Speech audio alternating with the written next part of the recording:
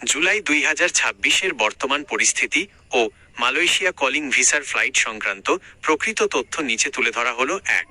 প্রতি সপ্তাহে গণহারে কি ফ্লাইট শুরু হয়েছে? বর্তমান পরিস্থিতি জুলাই 2026 এ মালয়েশিয়ার শ্রমবাজার চালু করা নিয়ে দুই দেশের সরকারি পর্যায়ে আলোচনা ও নীতিগত সিদ্ধান্ত চূড়ান্ত হলেও সাধারণ কর্মীদের জন্য প্রতি সপ্তাহে নিয়মিত গণহারে কলিং ভিসার ফ্লাইট পরিচালিত হচ্ছে এমন তথ্য সঠিক নয়। সীমিত অনুমোদন, সম্প্রতি কিছু নির্দিষ্ট ক্ষেত্র ও কোম্পানি ভিত্তিক সীমিত সংখ্যক কর্মীর নিয়োগানুমতি এবং ভিসা সংক্রান্ত কাজ শুরু হয়েছে, তবে এটি সবার জন্য ঢালাওভাবে উন্মুক্ত হয়নি। 2.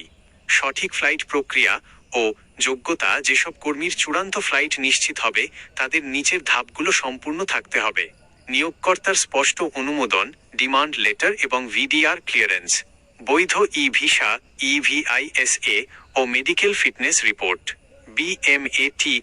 বিএমএটি, স্মার্ট কার্ড ও সরকারি ছাড়পত্র।